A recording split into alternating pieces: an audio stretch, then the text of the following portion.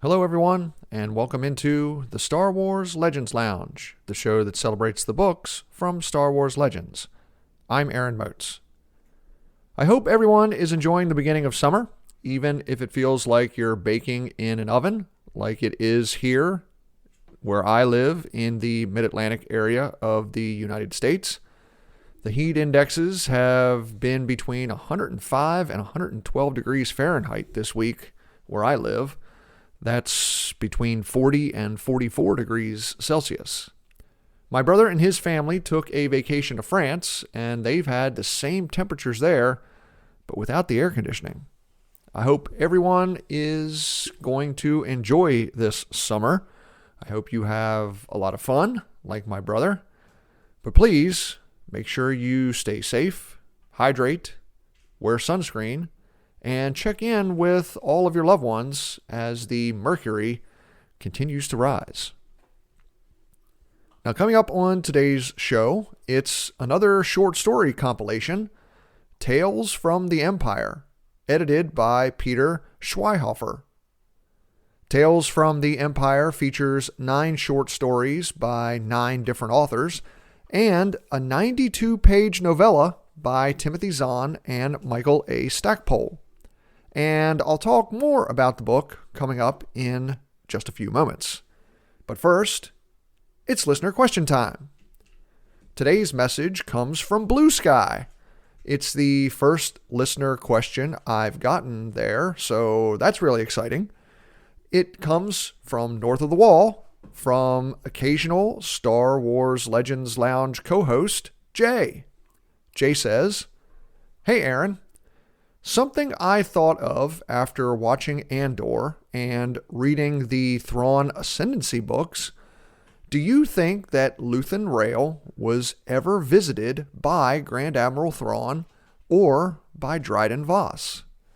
All 3 are collectors of rare antiques. Do you think Thrawn purchased items from Luthen? Do you think Luthen ever made a house call to Dryden Voss's pleasure yacht and helped him acquire any of his items?" Great questions, Jay. Great bar questions. This is the type of thing friends debate when they're out having a drink. So, in my opinion, I think it would be more likely for Luthen Rael to meet Dryden Voss than it would be for him to meet Grand Admiral Thrawn. Now, that's not to say that Thrawn never bought anything from Luthen, but if he did, I think maybe Thrawn sent one of his subordinates to purchase it. Because if Thrawn and Luthen were to have met face to face, I think Thrawn would have figured out that Luthen was hiding something. And maybe he would have taken more of a look into both Luthen and Kleya. But as far as Luthen and Dryden Voss meeting, yes, I love this idea. I could see Luthen wanting to get aboard Voss's yacht, the First Light, not because Luthen really cares about Voss or Crimson Dawn, but I'm sure there have been some Imperial officers or troops that have enjoyed leisure time on the First Light, drinking or gambling or watching a show. And between Luthen and Kleya, or one of their operatives, I bet they could use Voss to gather information about the Imperials. And also, that means Luthen would have most likely met Kira. Wouldn't that be a treat? Thanks again for the question, Jay. Listener, if you'd like to ask me a question, you can send me a message on Blue Sky, just like Jay did, at Star Wars Legends Lounge. You can also find me on Twitter and Instagram at the same handle, at Star Wars Legends Lounge. And once again, you can send me an email at swlegendslounge@gmail.com. That seems to be the most popular way to get in touch with the show. If you'd like to get your voice on the podcast, record a short message and email it in. But please record it in MP3 audio format. If you would like to hear the episodes where Jay joined me on the podcast, go back into your feed to 2023 and check out the show's coverage of the New Jedi Order series. Or you can check out the episodes on the Bounty Hunter Wars from 2024.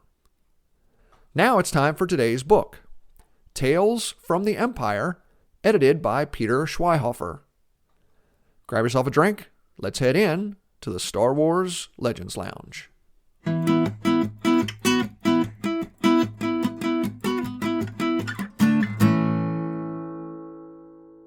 Tales from the Empire was published in November 1997. This book isn't structured like the short story compilations that I've previously featured on the show. Tales from the Mos Eisley Cantina, Tales of the Bounty Hunters, and Tales from Jabba's Palace all revolve around one specific event or a specific time period in each of the movies of the original trilogy. Tales from the Empire doesn't do that. Some of the stories take place before A New Hope, others take place during the original trilogy era, and some take place during the New Republic era a few years after the end of Return of the Jedi.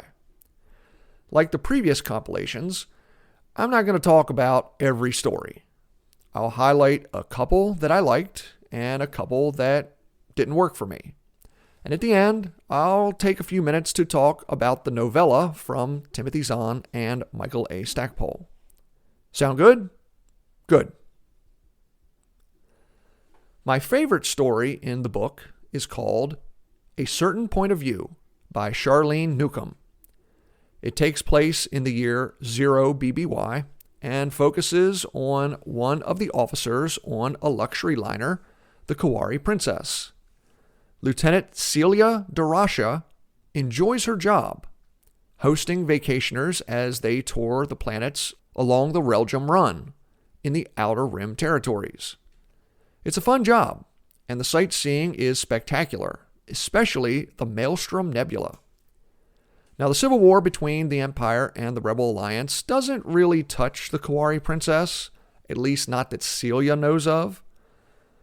She plays a regular hologame with the ship's security chief, a Kabarun named Ditian Khalil. Part of the game involves looking at the board and the pieces from a different point of view. And that's what Khalil asks Celia to do when it comes to the Empire. He says that for the most part, the galaxy is peaceful and orderly, but it's peace and order forced on the galaxy through fear and terror. Khalil tells Celia that many people are getting restless with Imperial rule, and soon they're going to do something about it. Now, just before the luxury liner is set to enter the Maelstrom Nebula, Celia's school sweetheart arrives, Lieutenant Adian Lang. He works for the Imperial Security Bureau. Adian flirts with Celia. The two enjoy a few romantic moments together, but eventually it becomes clear why Adian is on the Kawari Princess. The ISB agent is looking for rebel sympathizers, and Adian finds one in Chief Khalil. Celia pleads with Adian to let Khalil go, but the ISB agent refuses. So Celia breaks her friend out of the ship's brig. They try to escape, but Adian stops them in the hangar of the luxury liner. Adian shoots Chief Khalil, killing him, and then tries to take Celia into custody. Celia cuts her former boyfriend with a knife, escapes his grasp, and jumps into a shuttle. She flies straight into the Maelstrom Nebula and escapes.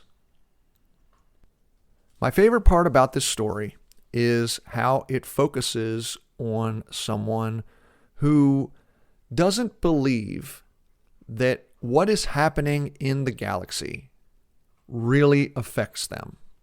And in some ways, it hasn't. Celia enjoys her job as one of the officers on this luxury liner. She enjoys ferreting vacationers around the Outer Rim, checking out the sights, stopping on various planets along the Reljum Run. It's very reminiscent of the line that Luke Skywalker delivers in A New Hope when Obi-Wan Kenobi tells Luke that he needs to learn the ways of the Force in order to help Obi-Wan confront the Empire. And Luke says, it's so far away from here. In her way, that's what Celia believes about the tensions between the rebellion and the Empire. It's far away from her life. It's far away from her job. Except that it isn't. Chief Khalil, the liner's security officer, is not a human. So he faces prejudice and discrimination from those who follow imperial rule at all the places that the luxury liner visits, even the planets out in the outer rim.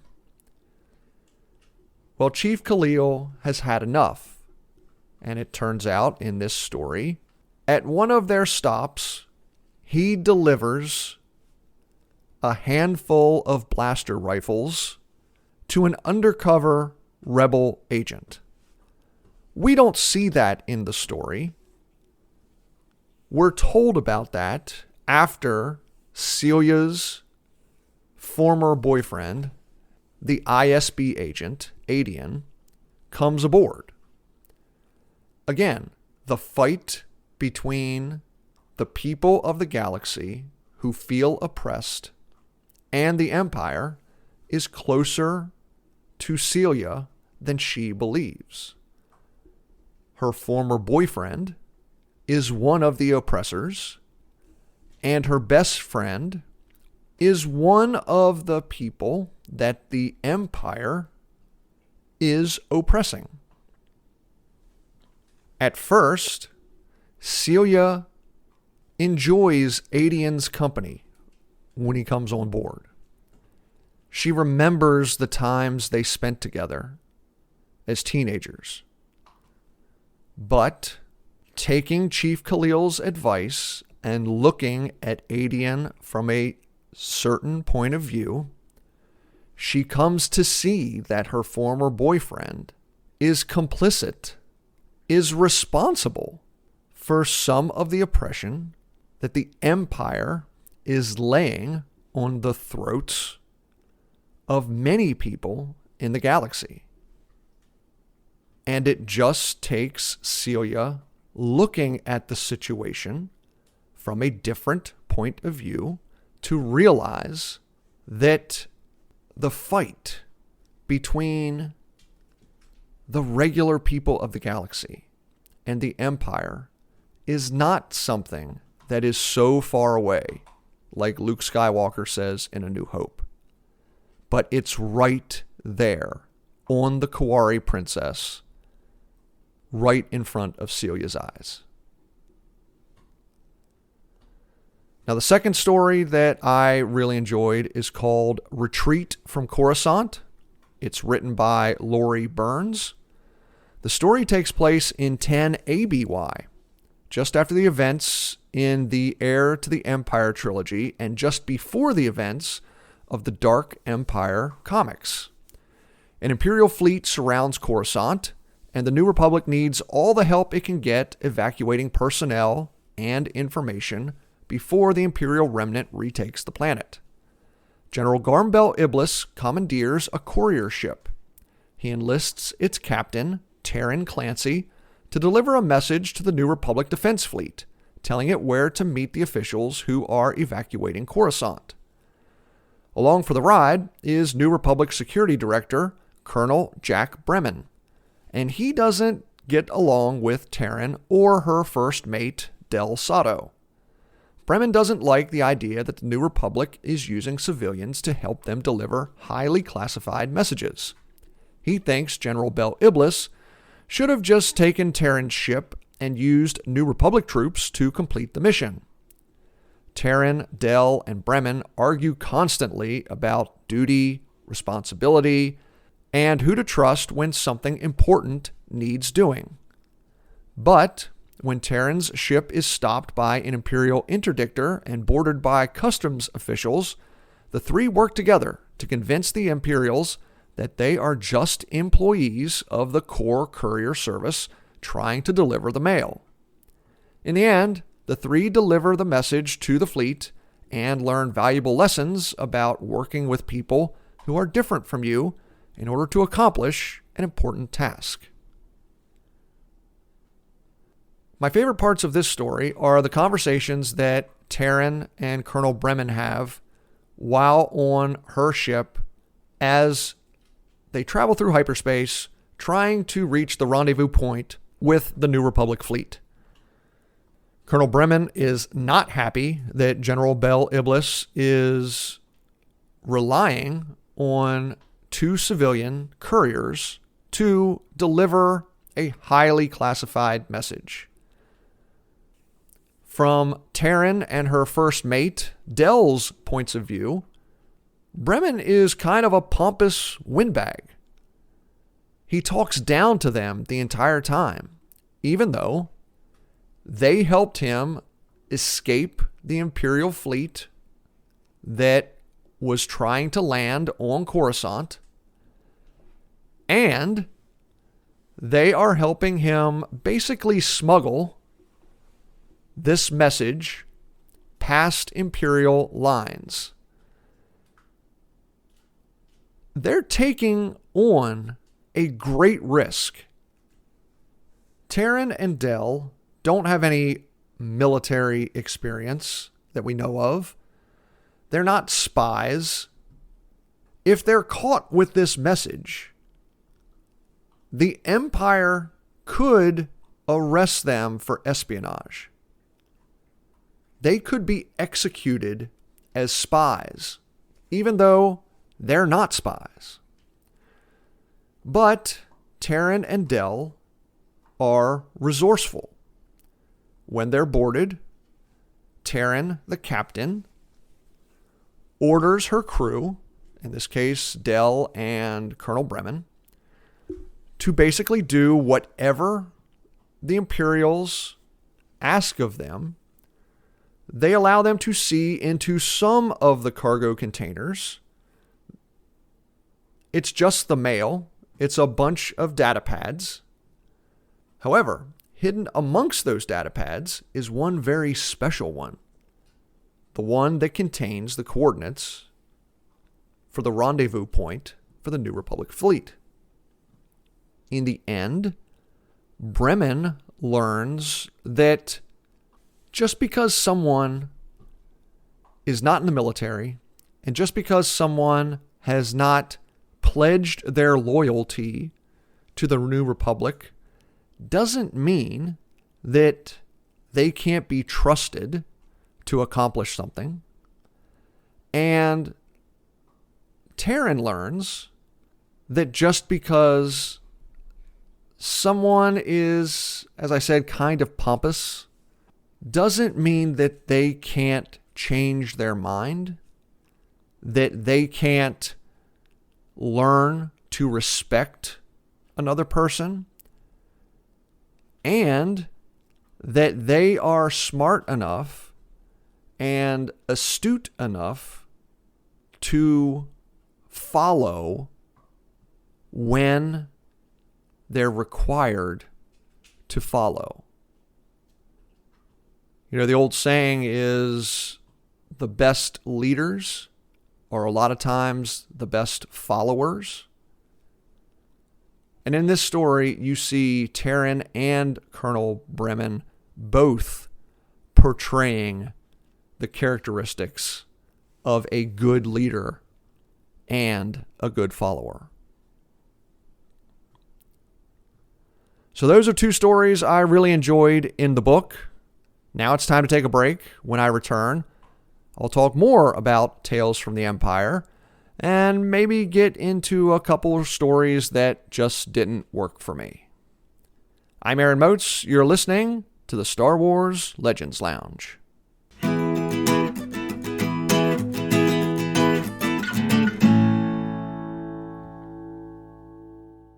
Thank you for listening to the Star Wars Legends Lounge. where we celebrate the books from Star Wars Legends. But let me take a moment and recommend a book from Star Wars canon. Thrawn Treason focuses on the future Grand Admiral learning to navigate the politics of the Imperial military. But when Eli Vanto brings him a warning from the unknown regions, Thrawn must decide whether to return to the Chiss ascendancy or remain loyal to the Emperor. It's Thrawn Treason by Timothy Zahn.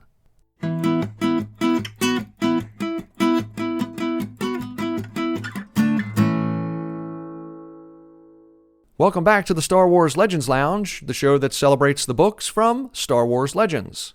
I'm Aaron Moats, and today I'm talking about the short story collection Tales from the Empire, edited by Peter Schweihofer. In the first part of the show, I talked a little bit about two of my favorite stories in the collection.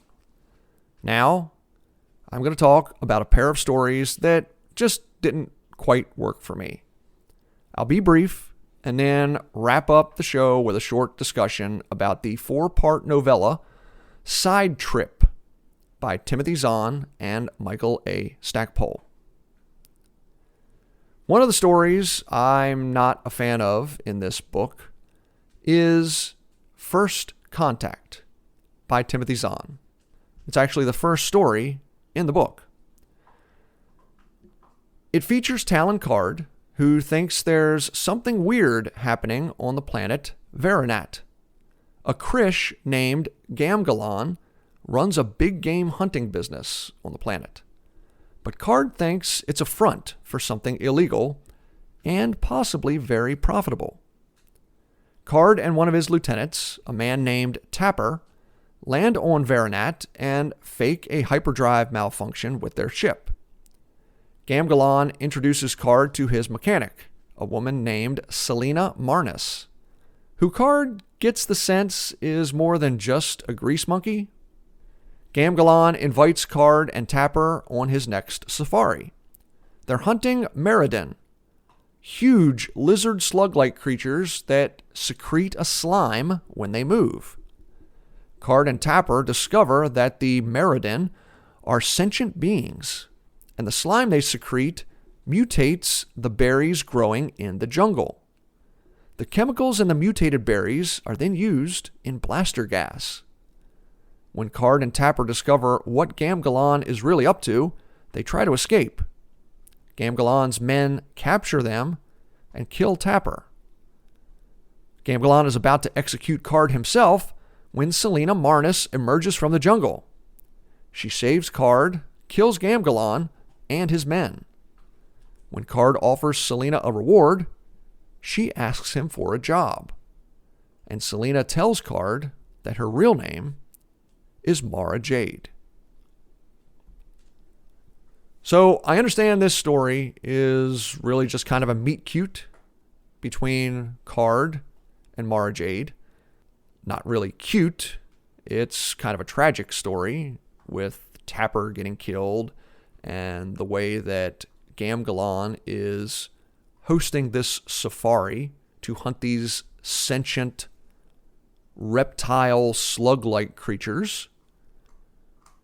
But that's not the important part of the story. The important part of the story is Karrde and Mara Jade meeting. This is obviously a little bit of time after the Emperor's death, but it's probably not that far before the events of Heir to the Empire. If you remember in that book, Mara hasn't been working for Karrde for that long, and she's still a mystery to him. Look, the characters have to meet somehow, but having Mara pose as a ship mechanic on a planet where a small-time crime boss is hosting a safari, a big game hunting business, in order to cover for his real moneymaker, harvesting these berries that can be used to help manufacture blaster gas just isn't my favorite. At this point in her story, I have a hard time believing that Mara, one, wouldn't realize that the Moradin are sentient creatures. If Card and Tapper can figure that out without the ability to use the Force, then I would imagine Mara definitely can understand that Gamgalan is hunting sentient beings. And two, Gamgalan doesn't seem like the type of person that Mara would want to be around very much. I can see her working as a ship's mechanic while she's kind of on the run, following the Empire's fall. But I would find it more likely that she is working odd jobs at legitimate places of business. I'm not saying the most highly respected shipyards in the galaxy. She would probably seek out a much more secluded, small-time operation.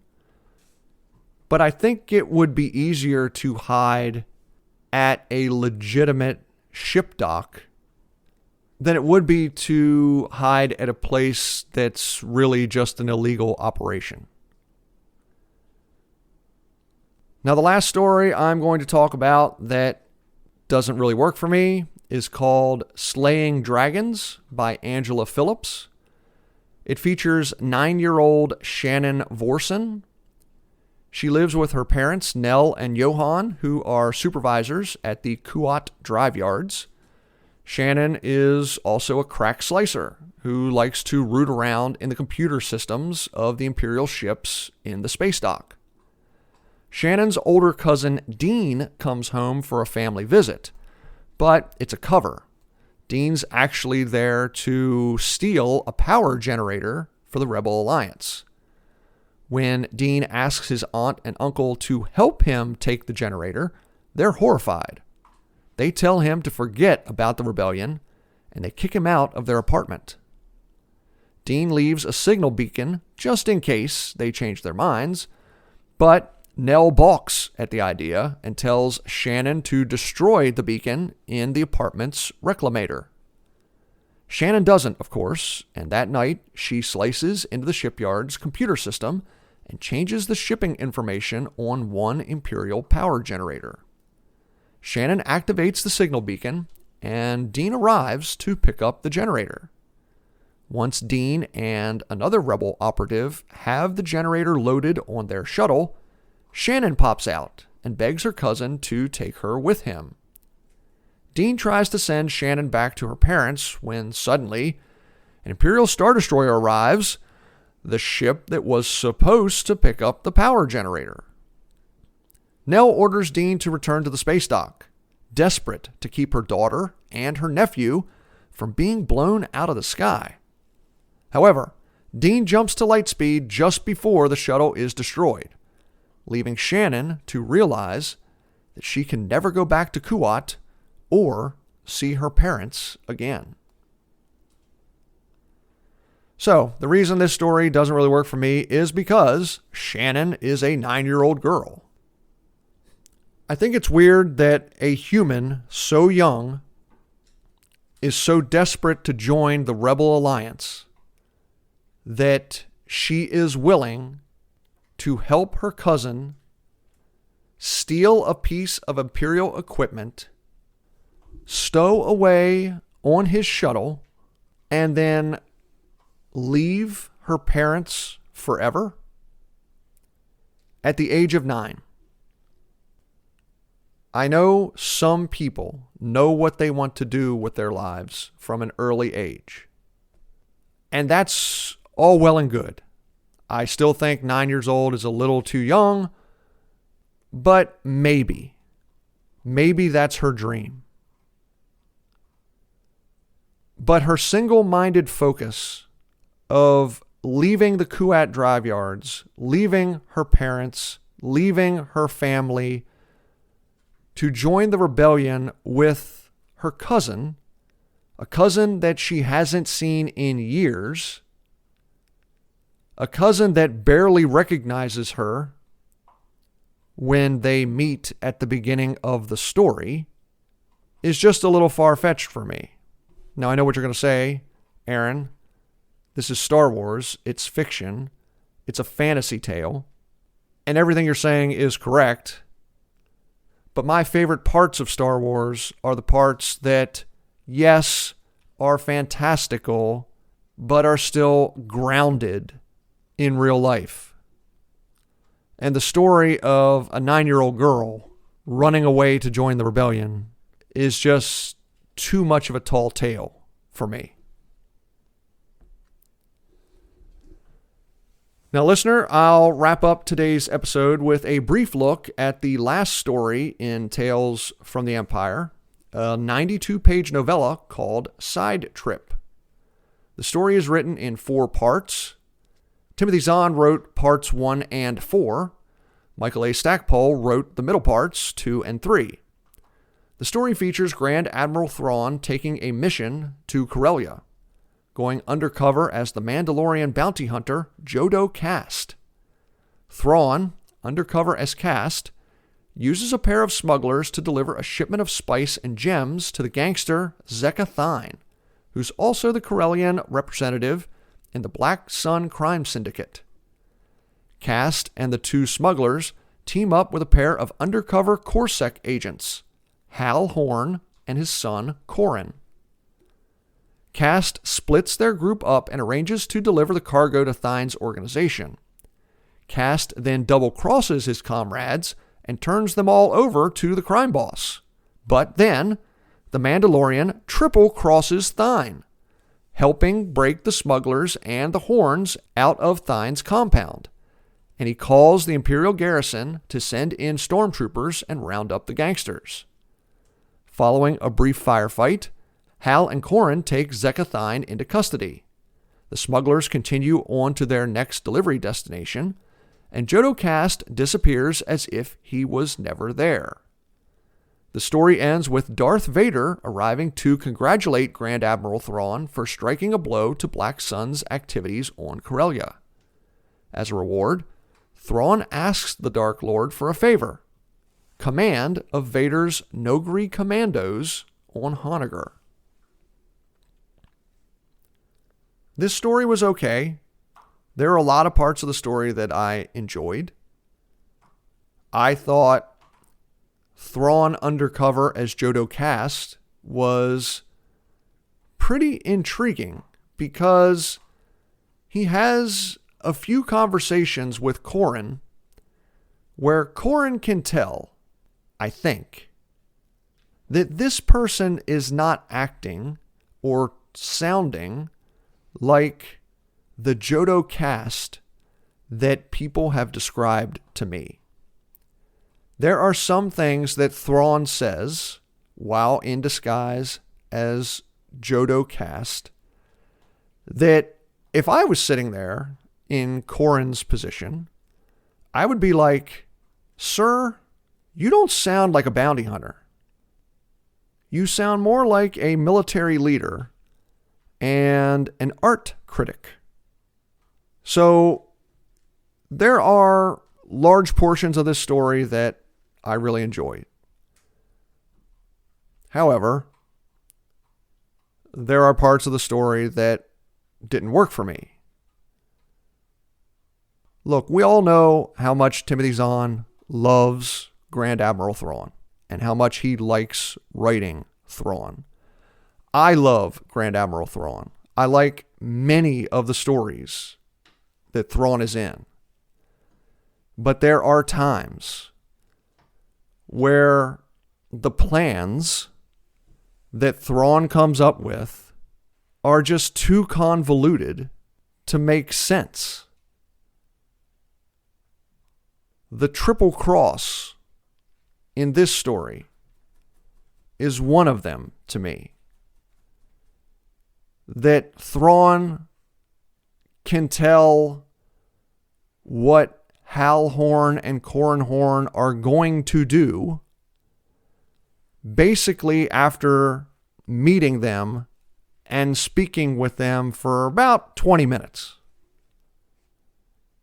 And as much as I like Grand Admiral Thrawn, the tactical genius, the master strategist, there are times in some of the Thrawn stories where it feels to me that Zahn makes him seem almost godlike in his ability to read people and to foresee what is going to happen. Every military leader, every commander, every soldier, regardless of how good they are, can be defeated. And there are times where it feels like Thrawn could never be defeated strategically. And I just push back at that notion a little bit. Otherwise, the interactions in this story between Thrawn and Corran and Hal are really fun to read. And in the 2 parts specifically written by Stackpole, the action sequences are really fun to read. Well, it's time to wrap up, listener. If you have a question for me, or if you want to share an opinion or a comment, or drop me a character grouping, or if you'd like a Star Wars book recommendation, just send me an email at swlegendslounge@gmail.com, or send me a message on Blue Sky, Instagram, or Twitter at swlegendslounge. Now, coming up on the next episode, I'm jumping forward to the end of the New Republic era. It's Spectre of the Past by Timothy Zahn, the first book of the Hand of Thrawn duology. And I'll be joined on that episode by a pair of guest co-hosts, Crystal and Thomas of the TK331 podcast. I always enjoy talking Star Wars with them. Please join us for that episode coming out on July 11th. Thank you so much for listening to the Star Wars Legends Lounge. I'm Aaron Moats. May the Force be with you. And remember, there's always a bit of truth in Legends.